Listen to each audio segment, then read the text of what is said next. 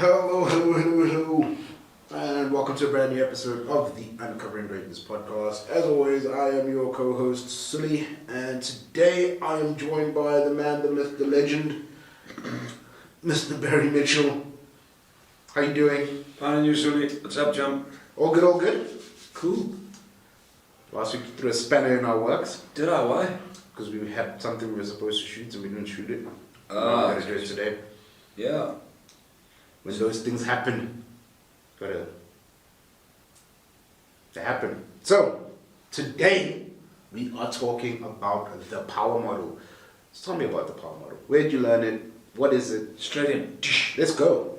The power model. Well, I suppose the question first up is, would it be fair to say that many people want power?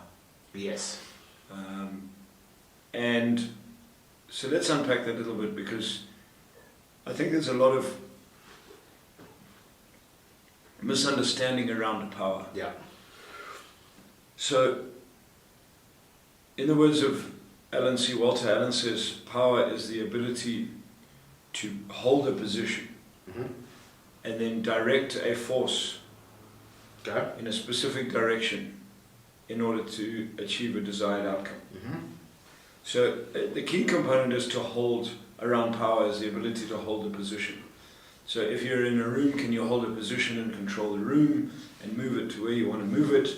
If you are out in the market and you're a salesman, can you control the space and hold your space so that you can create the results you want to create? If you're in marketing, can you hold a space so that you can direct a force to create a desired outcome, and so on and so on. So that's power. So when we look at this thing called power model, and I first learned this from Blair Singer, and Blair got it from the teachings of Alan Walter.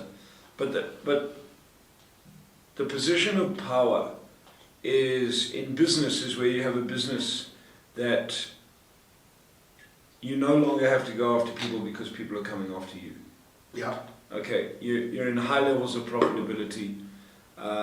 You've gone past abundance. You now the likes of Apple, Samsung, Nike, Mercedes. They market and advertise, but people want to buy a Mercedes. They know they're going to buy a Mercedes. People want to buy a Ferrari. You don't rock up to the Ferrari store because you said, "Hey Barry, I saw an ad on this car called a Ferrari." So they're in a very high level of power, and there's a journey to power. In relationships you create power. As a salesperson, you create power. As a salesperson, a position of power would be where you no longer have to go out to the market because the market is consistently coming to you. Yeah.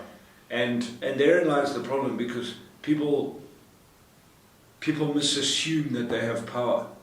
Okay. Because they have a good product, a good idea, they're well articulated, so they fall into this trap of thinking they have power, but then they don't have power, and nothing works the way it's meant to work. So there is a path to power. Yeah. There is. Yeah. So what's your take on power? I think power is actually very misunderstood, to be honest. I think when you use power, when you speak about the word power, I think that most people are looking at it from a control standpoint. Right? I use my power to control you. I use my power to, so like governments, they have power over you. They say they have the power to shut down countries if they so choose. And I don't think that power is necessarily, I think there's probably more negativity associated with power than there is positivity. Yeah, so power here is the ability to hold a position. Okay?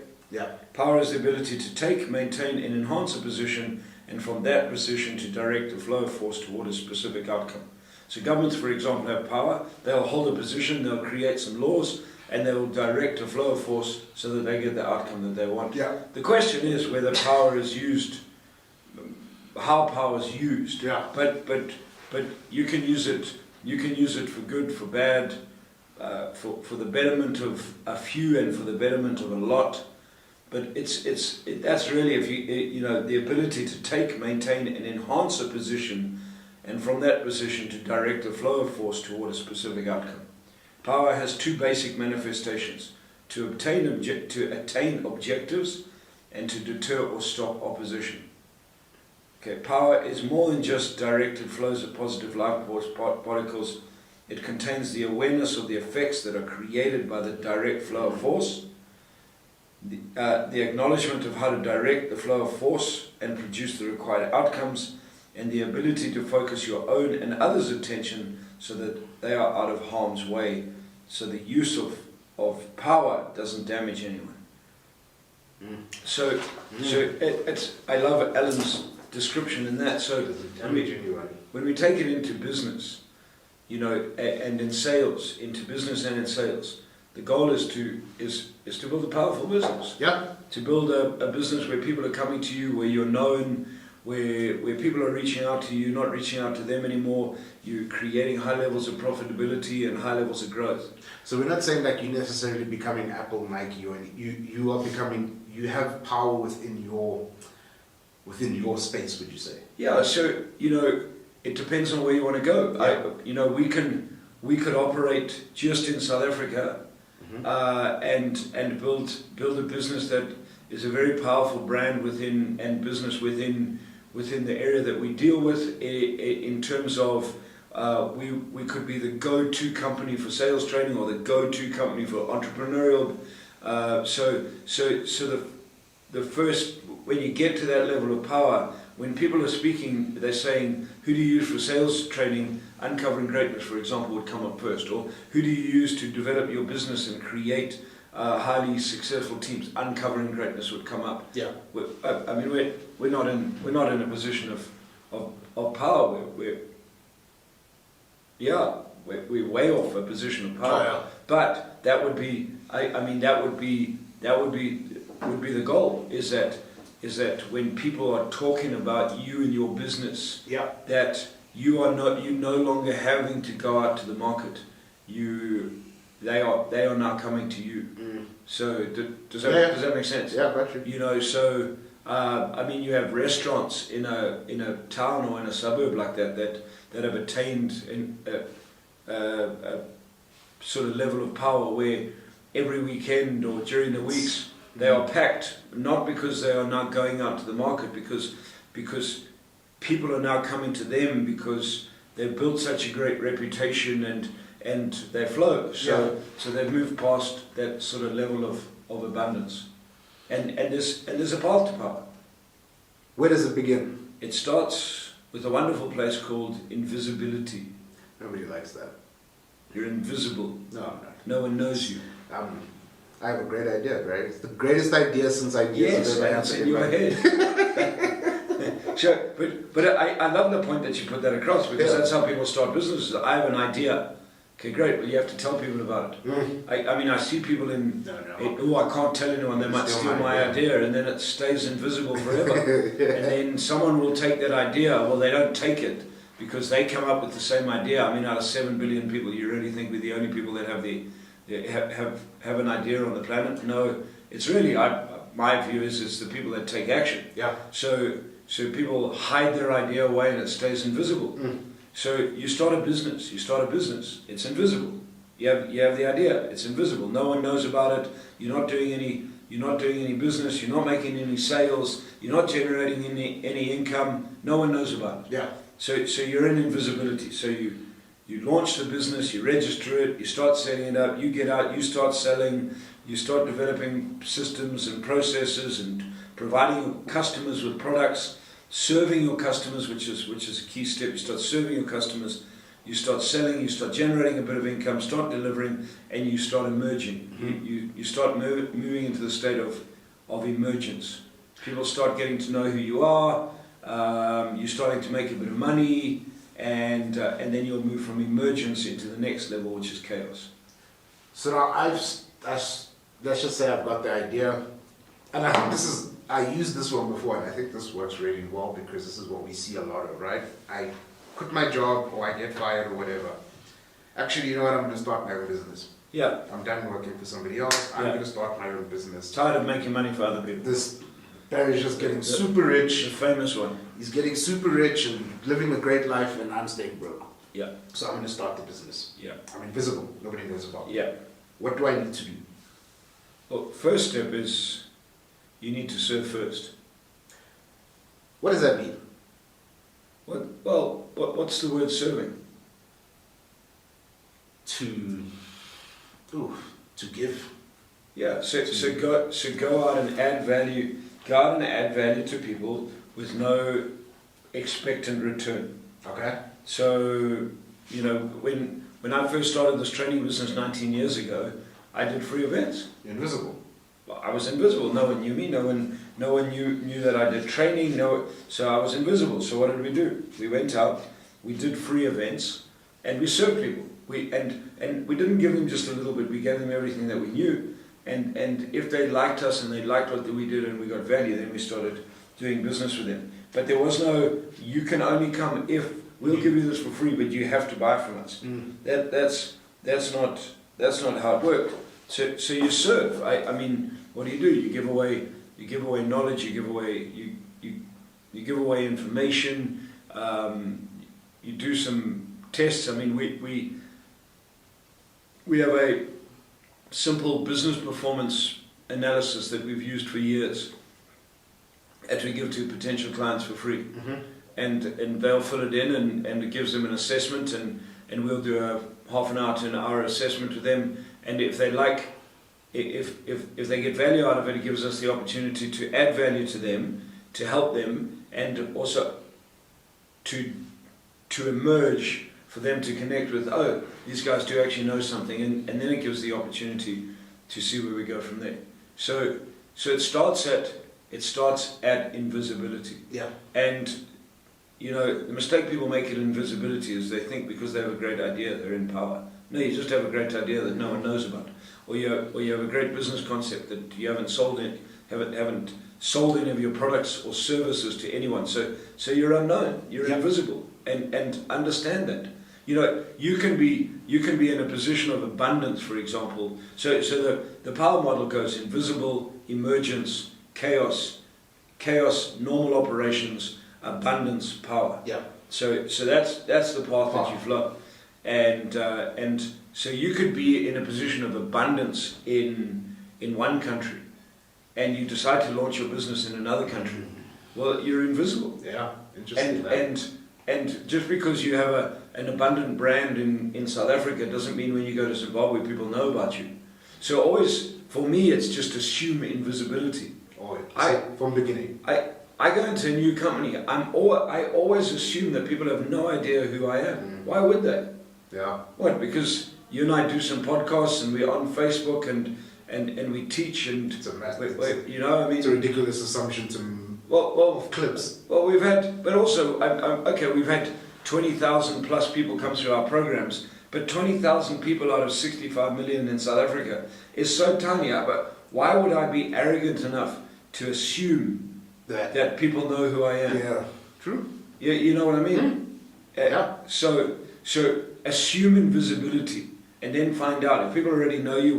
Well, you're already in emergence. Well, but also if you've never dealt with those people in person, but they've heard about you, yes, you would have emerged in that area, but you're going to have to start emerging in person, because now they're going to identify who the real you is versus who the other you might have been. Who's the you on the videos? Yeah. The you on the post, the you on social media versus, hey, is this?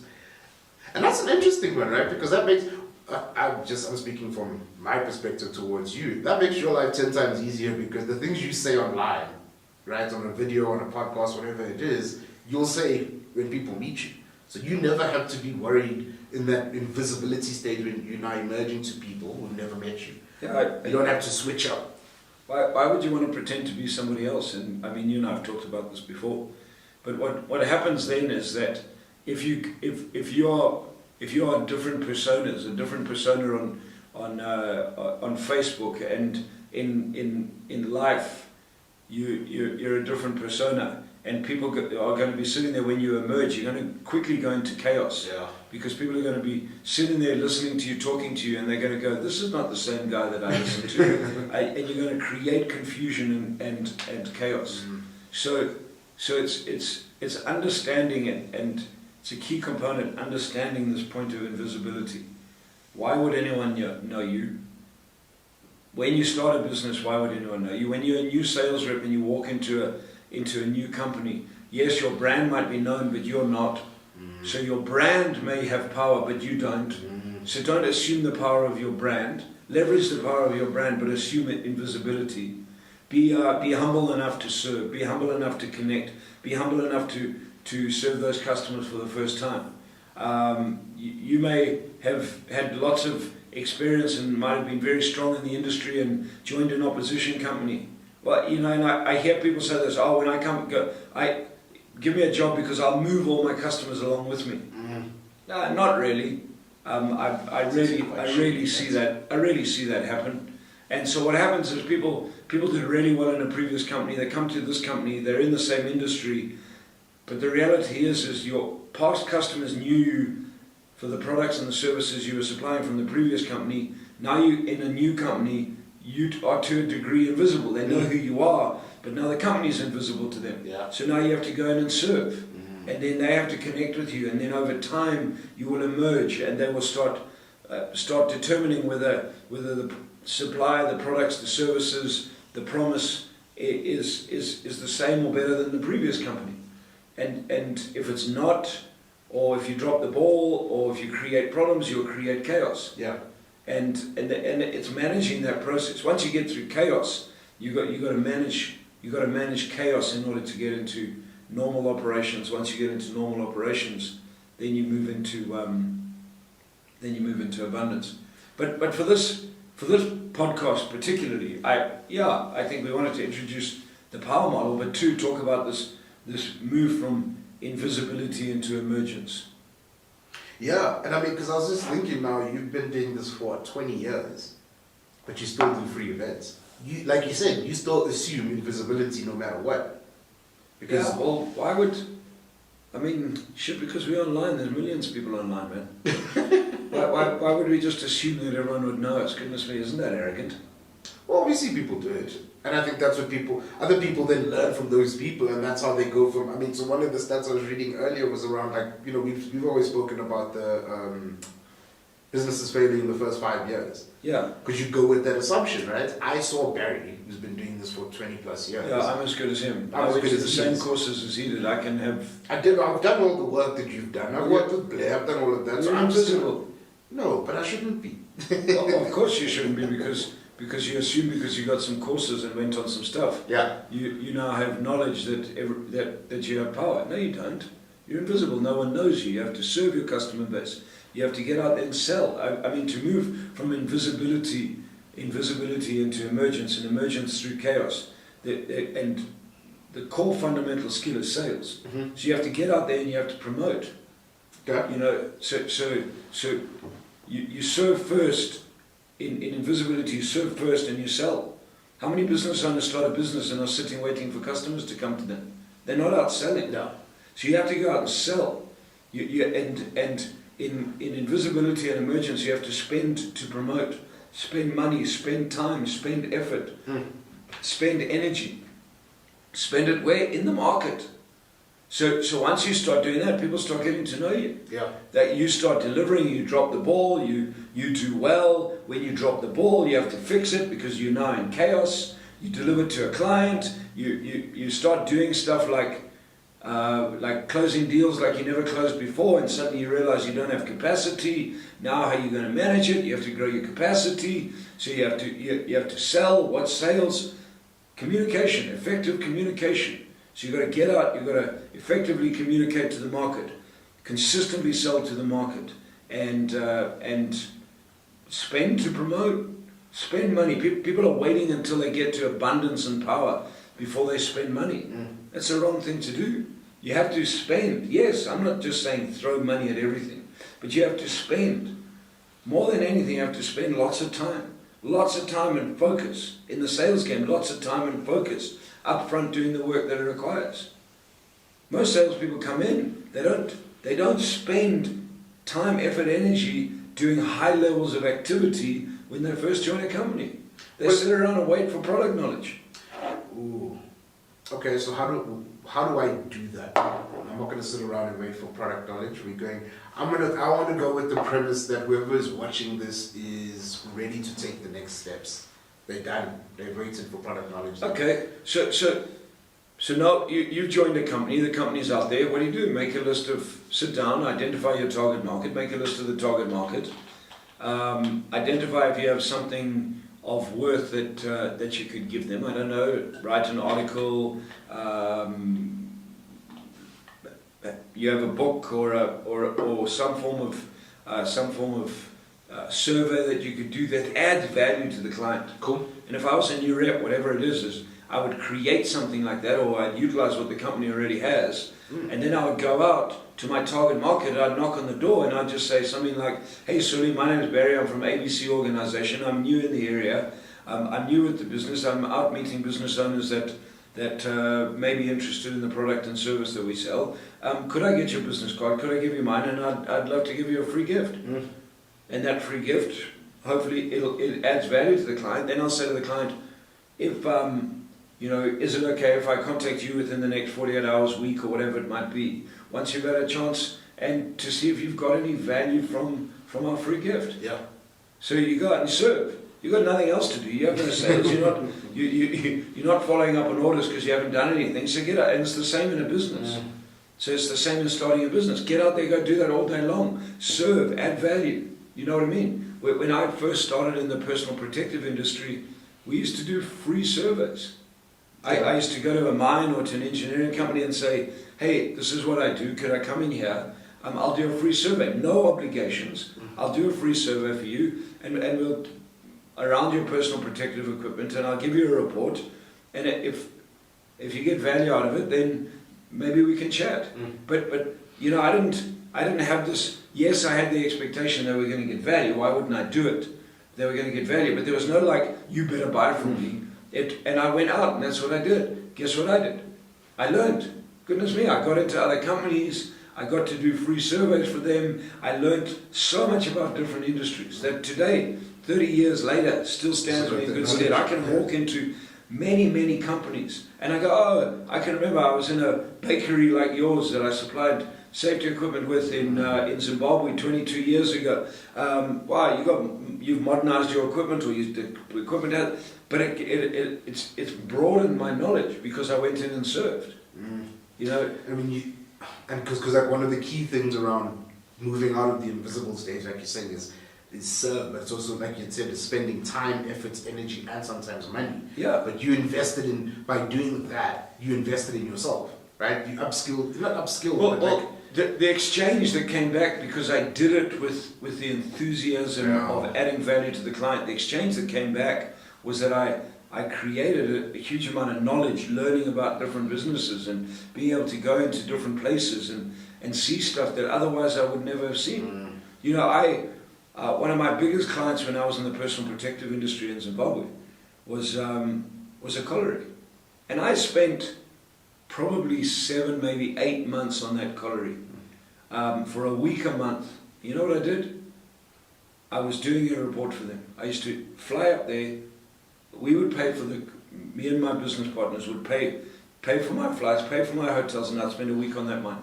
And every month for a week, I'd go underground, I'd go into their plant, I'd go into the open cast, I'd go into the cold crushers. And you know what I'd do is I'd identify all their jobs, I'd identify what I deemed to be the best product for their use, and then we came back and we did 2 months of testing. We funded all the products. Yeah, maybe you don't have the capital to do that, but that's what we did. And we put the products, and we tested the products, and then I wrote a full report and created spec sheets for the mine. Okay. Well, we added so much value that it was a no-brainer for them to do business with me. But I did, right up front, the general manager said to me, "Don't expect that if you do this, we're just going to change." So I said, "I don't. What I do expect is that we'll give you a lot of value, and you'll see whether the products you're using are doing the job or they're not doing the job." And that I dealt with that business for the next 3 years, and I don't know, it made up 15 to 20% of my total turnover in my business, and I probably did 80 to 90% of their personal protective equipment for the space of 3 years. And guess what?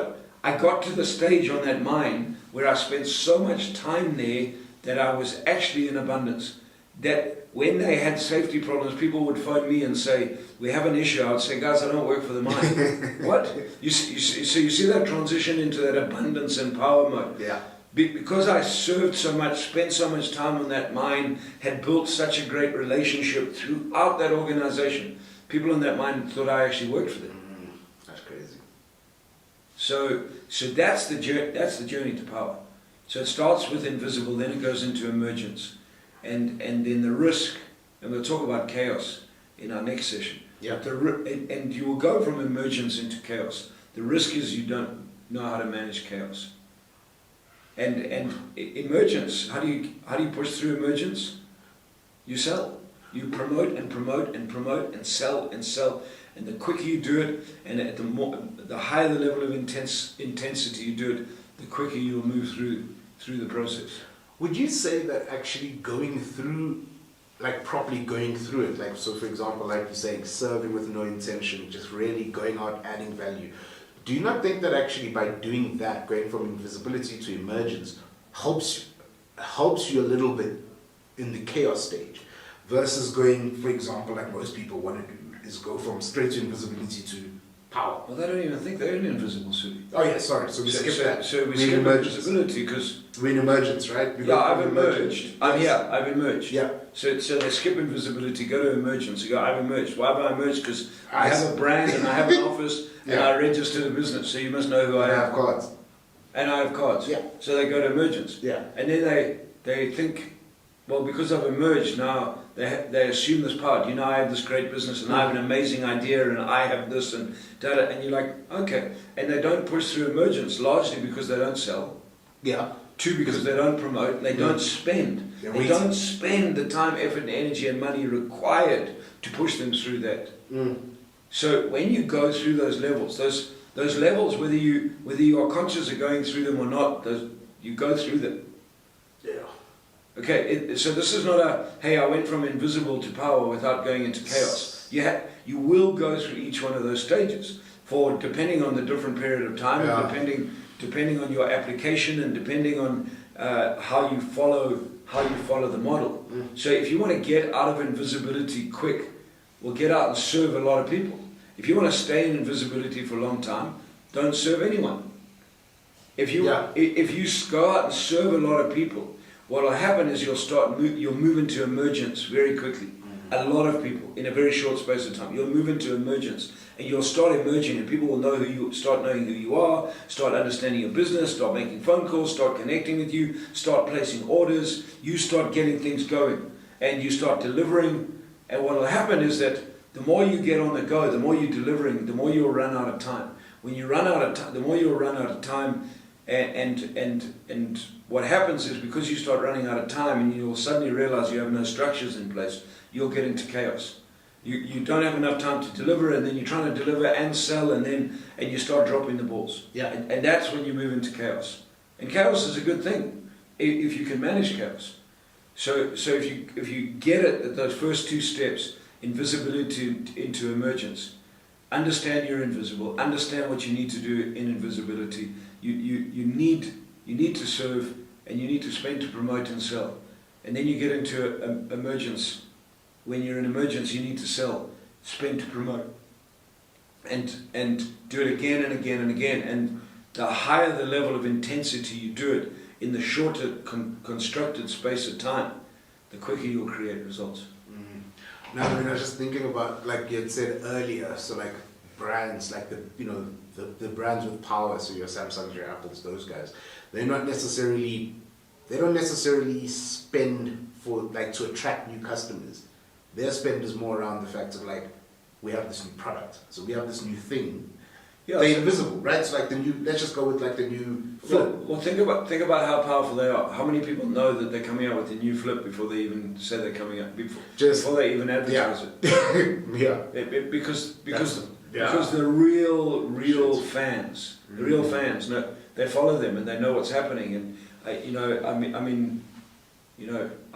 a user. I'm a Samsung user, but you tell me what their latest phone they've launched. I don't know, but it's that level of people who they don't have to. They're not constantly promoting. Samsung's not constantly promoting to me to get me to use Samsung. Yeah. I use Samsung. I mean, my phone was stolen a couple of weeks ago. I borrowed an iPhone. Within 3 days, I changed it to a Samsung because the brand and their technology, I'm so used to that for me that's what I use. They don't have to phone me and say, "Hey Barry, I heard you lost your phone. I heard you lost your phone. Where are you going to go? And would you like to buy another one?" Does that make sense? Yeah. So those brands are at very high levels of power. If you're a Samsung user, you're a Samsung user. You're Apple user, you're Apple user. Yes, because there's new people coming into the market all the time. Yes, they advertise to attract those people, but largely those people already know that they're going to get an Apple. You know, that 10-year-old kid, 12-year-old kid, when their dad says, today I don't even know what age it is, but when their dad says, "Right, I'm going to buy your phone," they already know what phone they want. Yeah. Because they've seen it. They've seen their TV icons and people they follow and their heroes and that using different things, and they've looked at technology and they've looked at their sporting heroes and they know what they're going to get. So that brand's not phoning them saying, "Oh, when you turn 10, your dad's going to get it." Does that make sense? So, but don't assume that, because that has taken years and years and years of growth, and you can stuff that up very quickly, and we've seen that in the marketing space. You can start that up very quickly, how people assume power and then assume that they can do whatever they want. I mean, how many over the last 2 or 3 years, how many marketing blunders have we seen globally that's absolutely cost people, but they assumed power. Yeah. So and they were powerful, but then they abused power. So they used, if you go back to the power model, they used their power and directed a flow of force, and that had consequences that they didn't realize they would get, and those consequences can be disastrous. So that's power, John. So we'll expand on that. We'll expand on this, but if you know, one of the most powerful models I've ever learned, and you know, in my 5-day program, my Ultimate Greatness Experience program, the one that I learned from Blair Singer, and the one we're teaching this coming weekend, is a large component of the Ultimate Greatness Experience, is a very deep dive unpack of the power model, and where you sit. Why? Because it applies in all areas of your life. You know, you sit there as a person. Yeah, well, I mean, you know, in terms of, you just look at people. You get a new person to join your team. They're invisible. None of us know them. But we've been working together for 10 years. We're not invisible. We probably have an abundant relationship. So different people in different teams. And when you understand this within teams, and you understand this within human dynamics and human behavior, it can dramatically change how you connect with people. Yeah, I'm actually looking forward to unpacking this, because I think that just from a personal, individual standpoint, like you said, I feel like when people go into companies, they go in they already assume power, right? Because I have this degree of, I've been in this position before, I've been here. I know the power. I know you are completely and utterly, you did in that company. But no one knows you in that company. Now you're zero. You're invisible. You're invisible. You started. They've heard about this new person that's coming in. New person coming in as MD, CEO, manager, whatever it might be. Sales rep. And you hear this around the thing. Oh, I hear we're getting a new kick-ass sales rep. And what happens is the person employing them also says, wait until you see this dude's kick-ass. So they create this. That person comes in, if they try to live up to that kick-ass, well, the rest of the team goes, "Who the friggin' heck are you?" Yeah. So, and quickly they'll go into chaos. Yeah. So I thought you're supposed to be kick-ass. So you go in and be invisible. You go in and serve other people. Hey guys, I'm new here. How does it work around here? Nice to meet you. How can I help? What can I do? You serve. Yeah. But people don't come in to serve. They come in there to try to prove. And very fast, they see their ass. They do indeed. Ladies and gentlemen, thank you for watching. Thank you for listening wherever you are. Please don't forget to subscribe, comment, let us know your thoughts. Let us know what you guys think about this. Part 1 of the power model done and dusted with Mr. Barry Mitchell. We'll see you guys next week. Cool. Bye-bye. Bye.